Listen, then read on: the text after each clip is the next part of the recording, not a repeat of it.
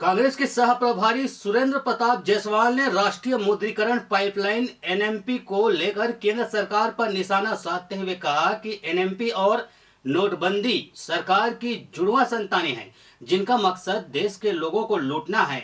उन्होंने दावा किया है कि नोटबंदी ने गरीबों और छोटे कारोबारियों को लूटा है, जबकि अब देश की विरासत को मुद्रीकरण किया जा रहा है। कांग्रेस के सह प्रभारी सुरेंद्र प्रताप जायसवाल ने राष्ट्रीय मुद्रीकरण पाइपलाइन को लेकर केंद्र सरकार पर निशाना साधते हुए कहा कि एनएमपी और नोटबंदी सरकार की जुड़वा संतानें हैं जिनका मकसद देश के लोगों को लूटना है। दोनों का स्वभाव एक ही है। उन्होंने दावा किया नोटबंदी ने गरीबों को और छोटे कारोबारियों को लूटा, जबकि अब देश की विरासत को मुद्रीकरण के जरिए लूटा जा रहा है। दोनों कदमों का मकसद पूंजीपतियों को फायदा पहुंचाना था।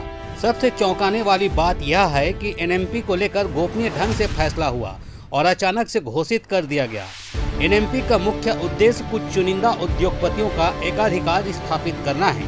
सह प्रभारी सुरेंद्र प्रताप जायसवाल ने कहा कि रेल, सड़क और विमानन क्षेत्र को एनएमपी में शामिल किया गया है, जो सामरिक महत्व से जुड़े क्षेत्र हैं तथा युद्ध की स्थिति में देश के रक्षा बलों के लिए मददगार होते हैं। भाजपा का नाम लिए बगैर उन्होंने नया सवाल किया कि क्या सामरिक महत्व के क्षेत्रों का निजीकरण करना और राष्ट्रीय सुरक्षा से जुड़ी संपत्तियों को प्रत्यक्ष अथवा परोक्ष रूप से विदेशी ताकतों को बेचना ही राष्ट्रवाद है।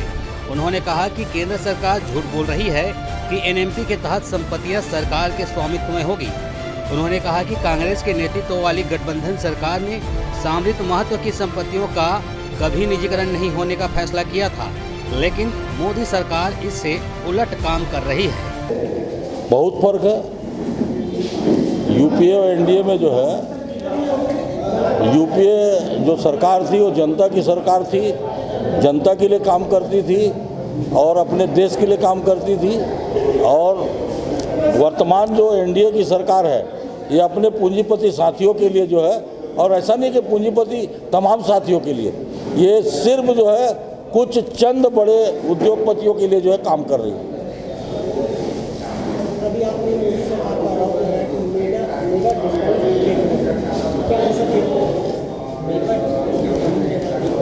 सरकारी संपत्ति।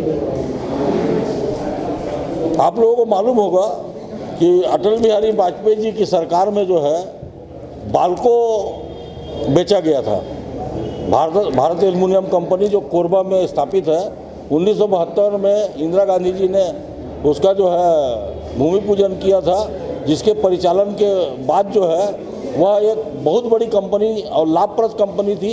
यहाँ तक कि जब 550 करोड़ में बेचा गया, उस समय हमारी छत्तीसगढ़ की कांग्रेस की सरकार ने चेक काट के दे दिया था कि 551 करोड़ में हम खरीदना चाहते हैं, क्योंकि इनका व्यापारियों से अपने उद्योगपतियों साठगांठ था। आखिर सरकार टू सरकार ट्रांजिशन होता तो जो लाभ उनको छुपा हुआ लाभ तो नहीं मिल सकता था। उस कंपनी में सिर्फ 200 करोड़ का सिर्फ स्क्रैप था और उसका अपना उत्पादन था। उस कंपनी वो ज़मीनें थी, ज़मीन जो है छत्तीसगढ़ सरकार की थी, हमारी थी, आपकी थी। यह सरकार आपकी हमारी है ना, तो हमारी ज़मीन थी। उस ज़मीन का पैसा क्या छत्तीसगढ़ सरकार को मिला? नहीं मिला। आज जो है वो कंपनी जो है पूरी तरह से जो है एक निजी कंपनी हो चुकी है। ना तो वहाँ सूचना का अधिकार लागू होता, ना ही जो है कैग रिपोर्ट जो है लागू होता। यही फर्क है मतलब एनडीए और यूपीए में। आपने तो केंद्र सरकार पर आरोप लगाया कि संपत्ति को बेच रहे हैं, जिनके खाता है, लेकिन छत्तीसगढ़ शासन की 152% सरकारी जमीन बेच रही है। आपने क्या कहा, क्या बोला? 152% में कोई घाटे में नहीं बेच रही, और किन जमीनों को बेच रही ये भी देखिए ना। जिन जमीनों पे यदि कोई बसा हुआ है, पहले से बसा हुआ है, सरकारी ज़मीन जैसे आपका नजुल ज़मीन होता है, आबादी ज़मीन होता है, उसमें भी ज़बरदस्ती नहीं है। कोई अपने उस ज़मीन को जो है 152% कीमत चुकाकर अपने नाम पे रजिस्ट्री करा सकता है और उसका मालिक बन सकता है। कोई ज़बरदस्ती नहीं है उसमें। रायगढ़ से सुरजीत कौर की रिपोर्ट, ACN 24।